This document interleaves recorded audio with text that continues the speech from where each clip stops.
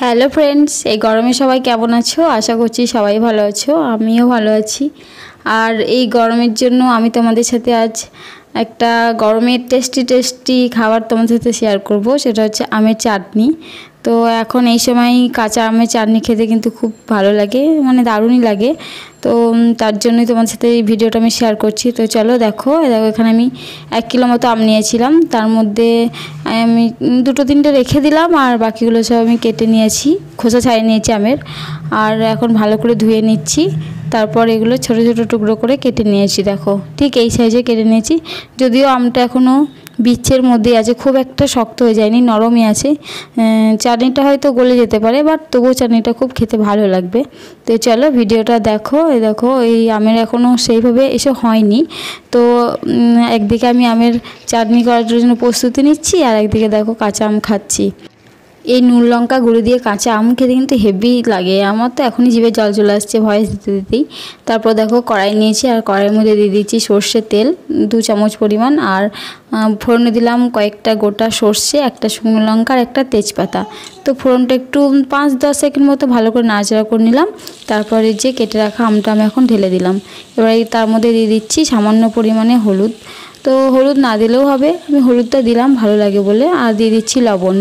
যে যেমন লবণ খেতে পছন্দ করো ঠিক ততটাই লবণ দেবে। তো এবার আমি ভালো করে এটা নাড়াচাড়া করে নিচ্ছি, তারপরে ঢাকা দিয়ে রেখে দেবো।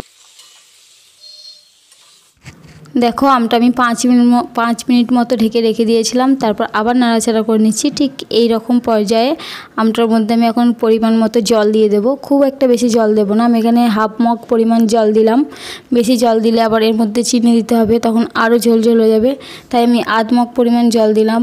আর তারপর দেখো আবার ঢাকনা দিয়ে রেখে দিয়েছিলাম। তো এখন আমটা ফুটে এসেছে, আর এর মধ্যে আমি এখন চিনি অ্যাড করে দেবো। এখানে যেহেতু 750 গ্রাম মতো আম রয়েছে, তো চিনি আমাকে দিতে হবে 250 গ্রাম। তো আমি এখানে 250 গ্রাম মতো চিনি দিলাম। এখন তো কাঁচা আম যেহেতু টক, তাই মিষ্টিটা একটু বেশি না দিলে খেতে ভালো লাগবে না। তো মিষ্টি দিয়ে দিলাম। আবার এটাকে আমি ঢাকনা দিয়ে রেখে দেবো 10 মিনিট মতো। দেখো 10 মিনিট হয়ে গেছে, এখন ঢাকনা খুলে দিচ্ছি। এই যে দেখো আমের চাটনি রেডি। কত সুন্দর দেখতে হয়েছে, বেশ আঠালো আঠালো হয়েছে, খুব একটা পাতলা হয়নি। আর খুব একটা পাতলা হলে খেতে ভালো লাগবে না, আর খুব একটা আঠালো হয়ে গেলেও ভালো লাগবে না। এইরকম মিডিয়াম যখন থাকবে তখন গ্যাসের আঁচটা বন্ধ করে দিতে হবে। তো দেখো এবার আমি নামিয়ে নেবো এটা। এই যে কত সুন্দর দেখতে হয়েছে, দেখেই ভাত খেতে ইচ্ছে করছে। আমি তো ভাত দিয়ে খাওয়ার আগে শুধুই 1 বাটি খেয়ে নিয়েছি। আর তোমাদের দাদাভাই খুব একটা পছন্দ করে না, তবুও এটা খেতে ভালো হয়েছিল বলে ও খেলো। আর এটা তো একদিনেই শেষ করা যাবে না, এটা 4-5 দিন ধরেই এখন খাবো। তো চলো আমি একটা প্লেটে নিয়ে দেখাচ্ছি, দেখো কত সুন্দর লাগছে। যাই হোক বন্ধুরা, আবার এই আমের চাটনির রেসিপিটা যদি তোমাদের ভালো লেগে থাকে তো অবশ্যই লাইক, শেয়ার, কমেন্ট করবে। আর এরকম আমার চ্যানেলে রান্নার ভিডিও পেতে গেলে তোমরা অবশ্যই কমেন্ট করো। তো চলো আজকের মতো এখানেই শেষ করছি, টাটা।